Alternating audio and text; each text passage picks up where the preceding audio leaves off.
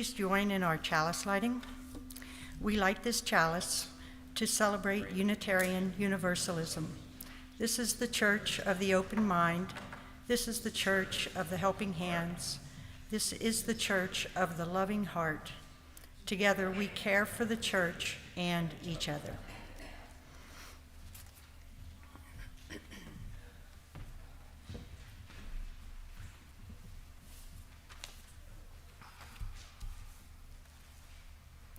Good morning. We'd like to welcome all of those who are present with us at church today, and for those who are home online, watching us from home. We are happy you've decided to join us for worship today at St. John's Unitarian Universalist Church. My name is Rita Volz, and I'm your worship leader for today. Our worship associate is Monica Pellman. We are the community of brave, curious, and compassionate thinkers and doers. We are diverse in faith, ethnicity, history, and spirituality, but aligned in our desire to make difference for the good. We have a track record of standing on the side of love, justice, and peace. We are so happy you have chosen to worship with us today. Please join us for hymn 1000, Morning Has Come.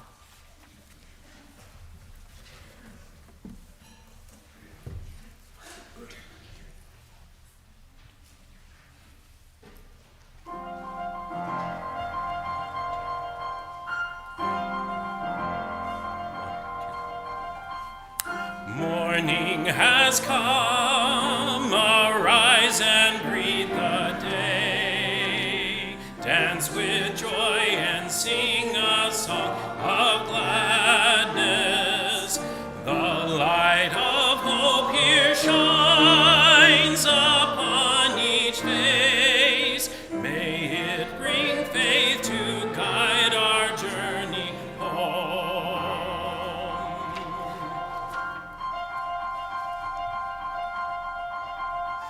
A new day dawns, once more the gift is given.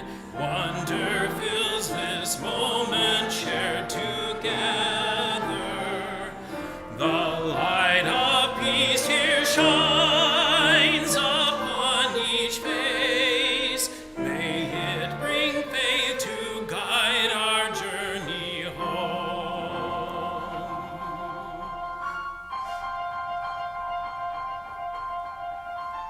Open our eyes to see that life abounds. Open hearts to welcome it among us. The light of love here shines upon each face. May it bring faith to guide our journey home.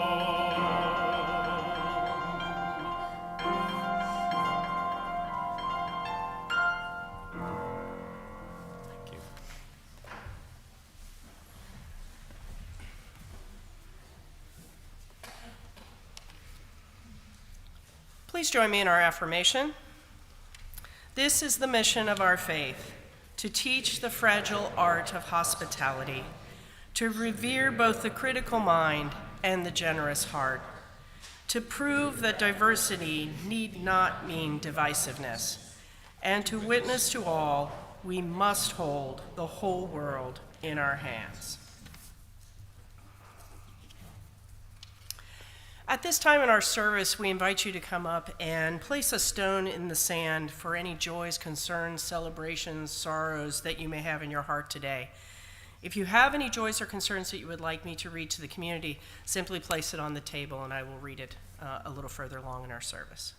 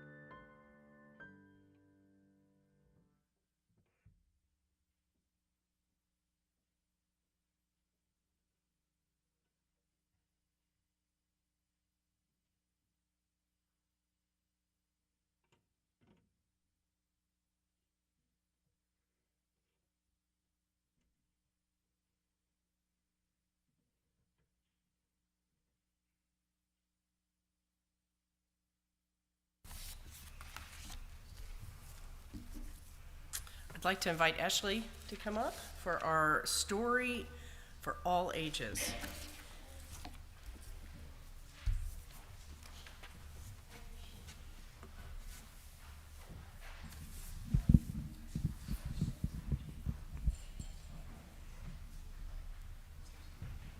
Good morning.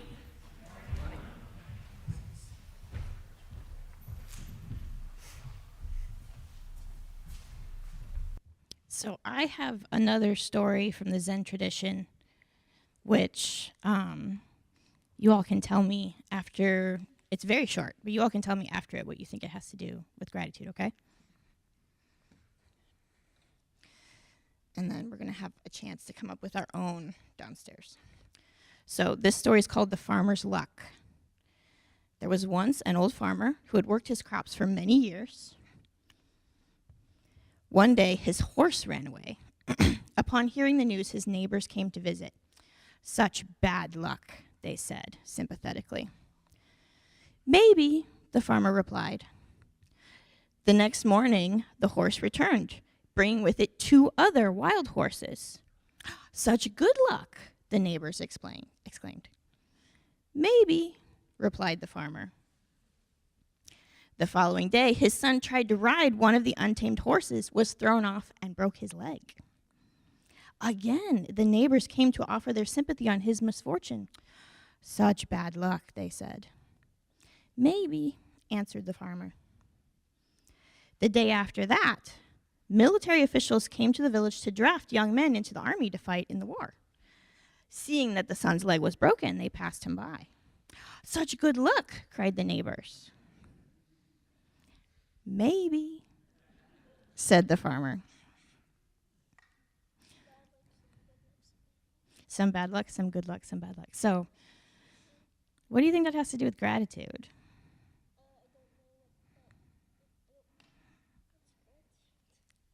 Thankfulness. So, one important thing to remember about these stories is there's no right way to interpret them. But what I get out of it is that no matter what happens, one of the things that helps is to stay open. So whatever happens, if we don't like it, often there's a little bit of good. And often, even when things are very good, there's something hard in there that we need to leave room for too. And be thankful for all of it, actually. And that's the end of our story. So we're going to go downstairs. Thank you very much for listening.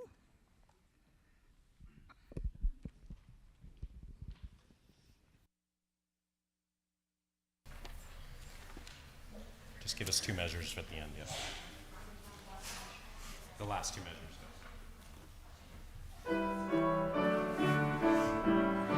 A little slower. As we leave this friendly place, love give light to every face. May the kindness which we learn light our hearts till we return. One more time. As we leave this friendly place, love give light to every face. May the kindness which we learn light our hearts till we return.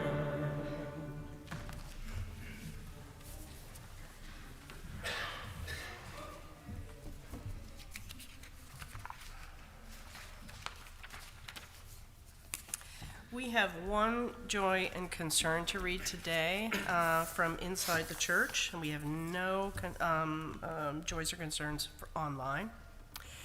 A reminder to everyone, Nikki Orlman would love more visitors. As you know, she's at Land Fair in College Hill. Jeannie Nightingale is bringing that to our attention again. We had Nikki in our presence a couple months ago. It's lovely to see her. She would love some visitors, and this is a good time during the holiday season to go cheer her up a bit. This morning I chose a stone for those concerns that were not expressed today. If there are any worries and concerns that are in your heart today, may the thoughts, prayers, and positive vibrations of this community bring you momentary peace. Your weekly offertory contributions are key to keeping St. John's mission alive, and for our charities as well. At this time in our service, I'd like to invite up Joetta, Marty, and Jen Scott, representing Equality Ohio, to talk about our Split the Plate offering today.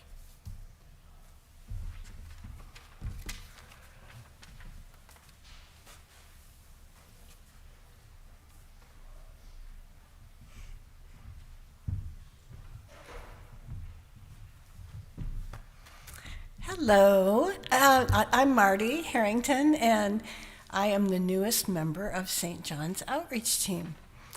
Today, it is my honor and pleasure to introduce someone you know, Joetta Prost, who is the sponsor for today's recipient of Split the Plate. So, hi everybody.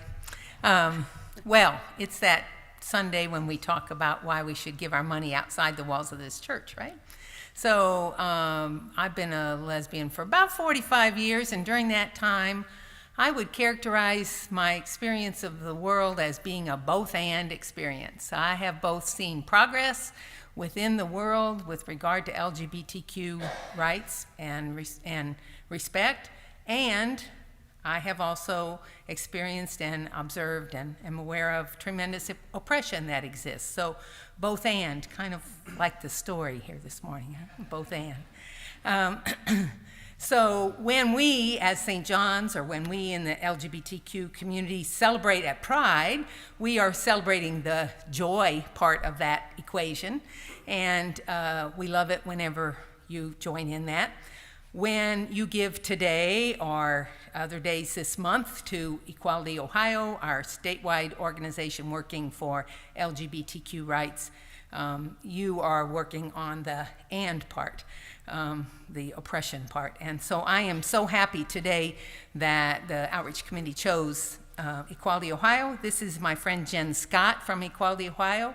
Jen's a longtime activist, native Cincinnatian, and Boone County, Kentucky resident since 20-some years, and we've been involved in both sides of the river work. So she brings a message from Equality Ohio.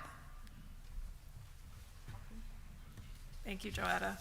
Thank you all for inviting me here today. I get to take part in the both and as well. I work for Equality Ohio as a statewide field manager, and I also am the parade chair for Cincinnati Pride, so I get to celebrate as well as advocate. Equality Ohio is a statewide LGBTQ advocacy, education, and legal organization. This year, we've advocated for over 400 pieces of testimony that reaffirm and support LGBTQ rights at the Ohio State House. We expanded non-discrimination protections to include 36 localities across Ohio. The most recent one passed in our area. The city of Norwood passed a protection ordinance last month. Our legal clinic, since it was formed in 2019, has served over 2,100 low-income clients, helping them achieve a lived experience that is fair. Along with our partner organizations in other states, we are tracking 1,525 bills related to LGBTQ issues across the country. Most of them are harmful. Broadly speaking, these proposed laws fit into 3 categories. The first are attacks on privacy and liberty, which include access to health care, the ability to have a private sex life, drag performances, access to bathrooms. Second category, family and community, education censorship at all our schools, book banning, weaponizing state agencies. The last category attacks human dignity, respect, and safety, challenging the non-discrimination ordinances at the state and city levels, DEI efforts that include inclusion in welcoming spaces, pronoun usage, forced outing of students. All of these anti-LGBTQ bills are based on fabricated moral emergencies. Rather than learning about the lives and the real-world impact of the laws they are proposing, lawmakers are choosing disinformation and dehumanizing language. This is why it is so important for people of different faiths, different belief systems, including the non-religious like myself, to combine our efforts to show unwavering support for the LGBTQ+ community. The majority of people want these efforts to stop. Right now, the Ohio Senate is considering House Bill 68. It's already passed the House. This bill, if it becomes law, would ban providing gender-affirming care to those under 18, including consultations and mental health services. Transgender and gender nonconforming youth are the highest risk for self-harm, and legislators want to cut off their support. This bill would also include language that would banning conversion therapy, a thoroughly debunked practice that should have already been outlawed. These efforts, just considering these bills, are already causing harm across Ohio and the rest of the country. Kids are afraid. If you're asking what you can do to help, here are some suggestions. Support the LGBTQ folks in your community, especially trans youth. Even one supportive adult drastically improves the quality of life of a youngster. Educate yourself on the issues, stay informed, and take actions when organizations like Equality Ohio ask. Contact your senators and representatives. They need to hear from everyone. In Ohio, contact Senator President Huffman and House Speaker Stevens. In their leadership roles, they are accountable to everyone in Ohio, and they influence which bills move forward. We need these bills to stop. Attend your local school boards and your city council meetings. The anti-LGBTQ rhetoric just isn't at the State House, it's in your schools. There are many, many ways to get involved. Tomorrow is Transgender Day of Remembrance, an annual observance that honors the memory of transgender individuals who lost their lives in acts of violence. In collaboration with Trans Ohio, we started a project called Notes of Trans Joy that allow Ohioans to send supportive messages to members of the transgender community. I'm going to close by reading 2 of those notes. You are loved, valued, and enough by just being you. No matter how loud their hate is, our love and support will always be stronger. When you're tired of fighting, we will fight for you. Thank you.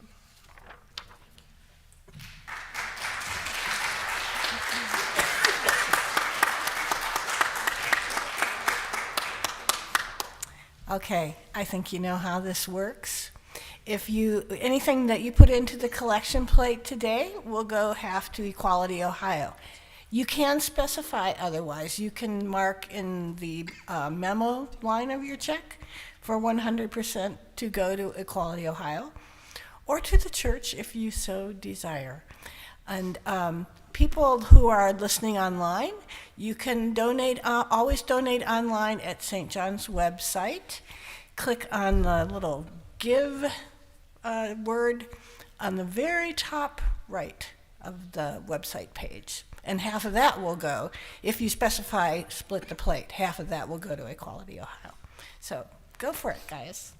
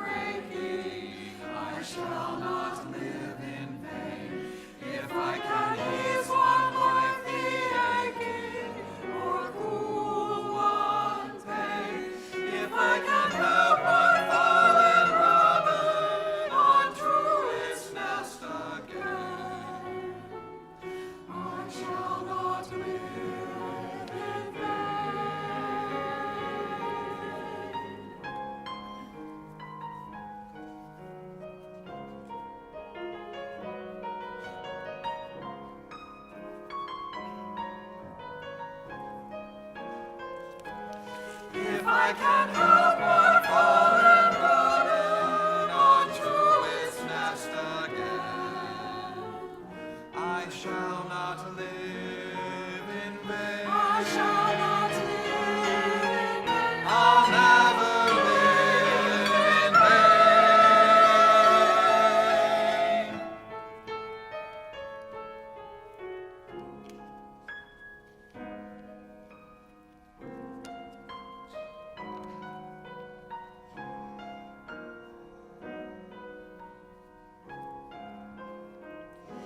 If I can stop one heart from breaking, or ease one life the aching, or cool one pain, I shall not live in vain. Keep one heart from breaking, save one life the aching, never in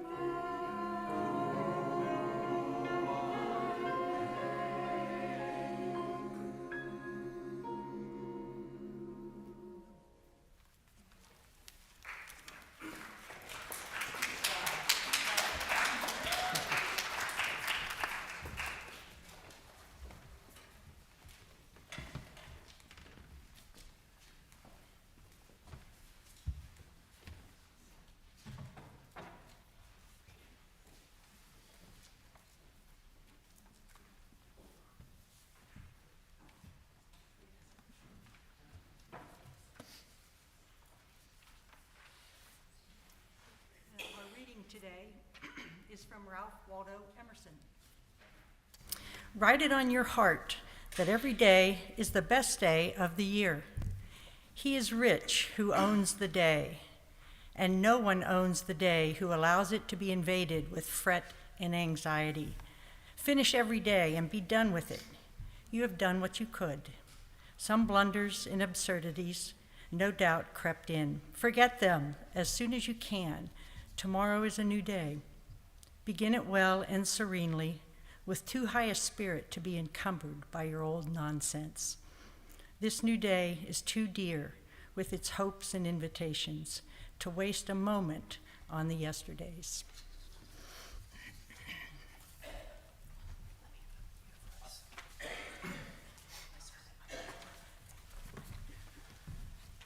We'll now sing hymn 126, Come Thou Fount of Every Blessing. Please rise and bow to your spirit.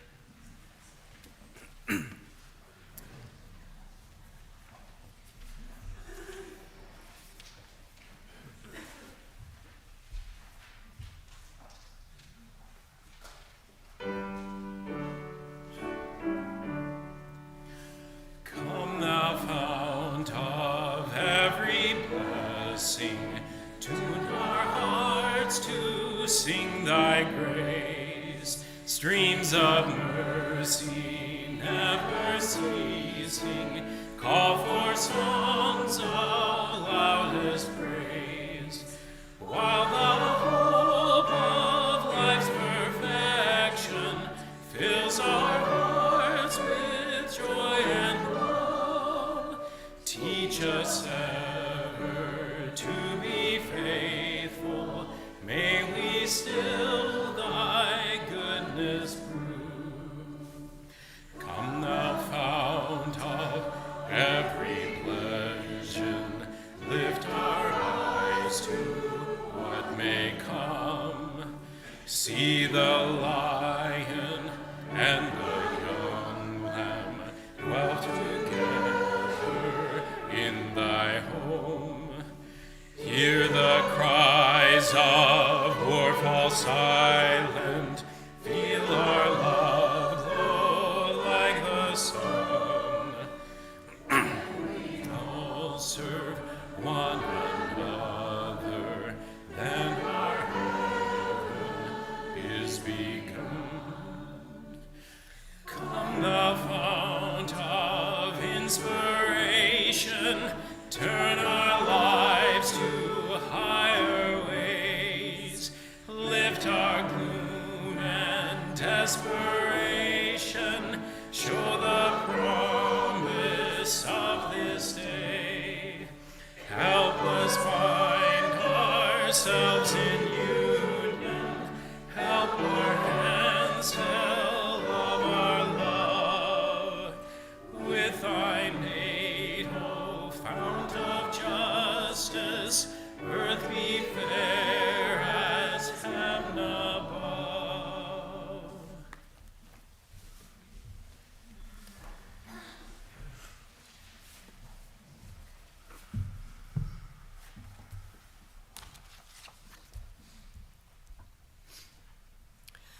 theme of our service today is being grateful. It is Thanksgiving week, and this is the official start of the season of giving, so it seems perfectly natural to talk about what it means to be grateful. Getting back to our split the plate for just a second, I too am very grateful for the work that Equality Ohio does and many organizations like that across the nation. It's helping to support and push the efforts of the LGBTQ community, but also for my own family. So I'm very grateful with that as I start a sermon about being grateful and having gratitude in our hearts. I read an article this week, What Does It Mean to Be Grateful? By an author named Elaine Smukler. I found the name to be very interesting, Smukler. And she says, gratitude can help us see that not everything is terrible. Not all the time, anyway. Practicing gratitude can keep our hearts open to the tenderness in our daily experiences. There are so many things to be grateful for. Take trees, for example. Trees freely provide fruit and shelter and even offer themselves as climbing gyms for the old and the young. The wild kingdoms of plants and animals are exuberant, colorful, and extravagant. We are surrounded by abundance and yet mindlessly whirl into automatic pilot, losing sight of life's nourishing wonders. Certainly, as the author states, we can find much to be grateful for. The beautiful fall foliage, the ability to reconnect with family and friends during the holiday season, a nice slice of pumpkin pie by someone with incredible baking skills. As I take a break during the holiday season, I am always more reflective and more thankful for those little moments that still bring a smile to my face. I think about the long-distance friends that I was able to visit this year, and how spending just a small amount of time with them filled my heart with laughter, peace, and hope. I'm grateful for a career that allows me to travel to faraway lands and make me more aware of what life is outside of my own backyard. I'm extremely grateful for those people who have helped me navigate foreign airports and navigate life in general. The author Elaine Smukler takes yet another view of gratitude. She says, the same is true of people. Have you ever picked up someone else's socks or stayed late at the office to help out or held a door open for a stranger or let someone else have the remote? When no one bothers to thank you, how does it feel? I don't know about the remote thing, but how does it feel? And who do you fail to thank? Remember, offering our appreciation to one another is a powerful way to strengthen and even repair emotional bonds. Try it, it's free. The power of thank you is just as meaningful to receive as it is to give, and that's what the author is trying to bring forth. The season of Thanksgiving and Christmas bring out the best in all of us, but it's not just about our monetary donations or presents. A heartfelt, handwritten note of thanks and appreciation to someone can be just as significant in its impact. Random acts of simple kindness to someone who needs our outstretched hand or kindness to an unsuspecting stranger feels good.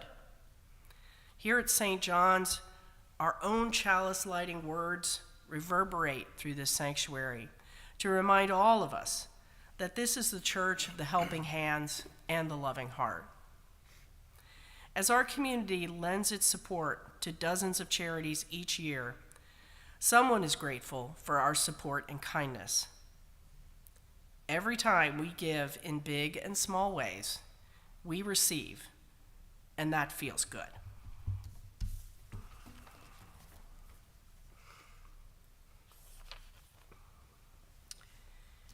Going to move on to some announcements today. The announcements are on your program. I'm going to hit a few of the top announcements this morning.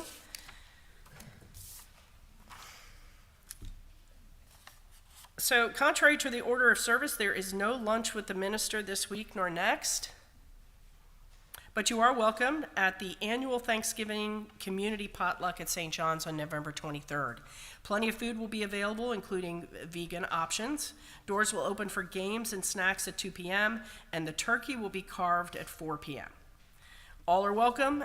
Contact Rebecca Crome with any questions on that. Also, want to remind everyone, today, picture taking for the photo wall. Stan Lowe will be our photographer for new people who don't have pictures on the wall, but also for longtime members whose pictures might need updating. I'm just going to leave it right there. The location will be announced during the service, so I am going to assume that it's going to be in Kroll Pfeiffer out here in the lobby area somewhere.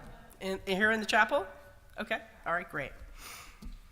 Also, save the date for the holiday wrapping party, 6 to 9 p.m. on Friday, December 15th. December 16th, we have the Blues Christmas service at 4 p.m. in the sanctuary.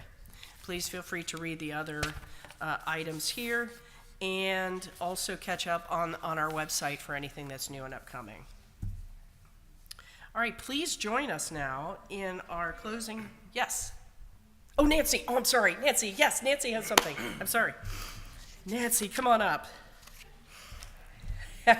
Thank you for that. Speaking of all the Christmas things coming up, we're going to return to having Santa's Kitchen. This will be the third year in a row. Last year we topped $1,300 in income. Therefore, we need to beat that this year. That's the challenge. For those of you who don't know, Santa's Kitchen is kind of a bake sale, but not exactly. Maybe it's more than a bake sale because, yeah, we have cakes and pies and muffins and candy and all that for sale. But we have a couple gentlemen in this church who make wonderful bread. We also have granola makers and muesli makers and probably some things I don't even know about or talents that you have. So those things sell well. One of the things about making a huge cake, perhaps, let me just say it this way. There are a lot of things that sell better if they're in small portions. Yes, you can sell a whole cake, and yes, you can sell a whole pie, but also if you cut it into one piece of pie or half a pie or something, just a suggestion that those things people will pick up often quickly. Now, do we set prices on these? No. You pay what you think it's worth or what you want or what you can. The whole point is to raise money for the church. It goes straight into the operating budget. So, challenge.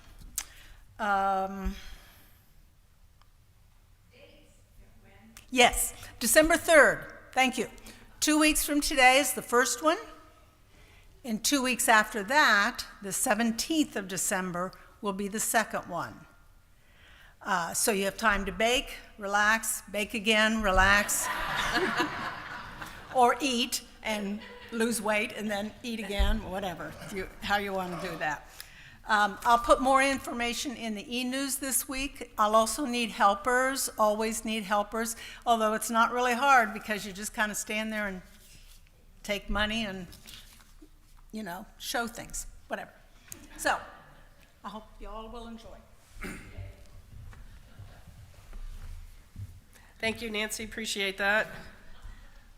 Please join us now in hymn 326, Let All the Beauty We Have Known.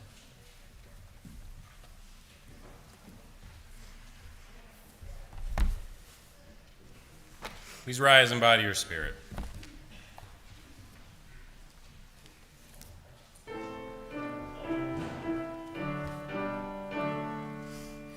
Let all the beauty we have known illuminate our hearts and minds, rejoice in wonders daily shown, in faith and joy and love that binds. We celebrate with singing hearts the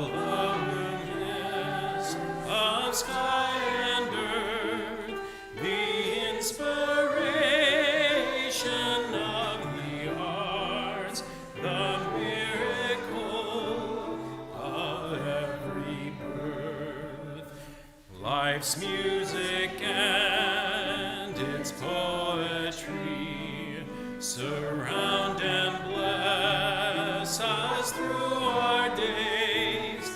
For these we sing in harmony, together giving thanks and praise.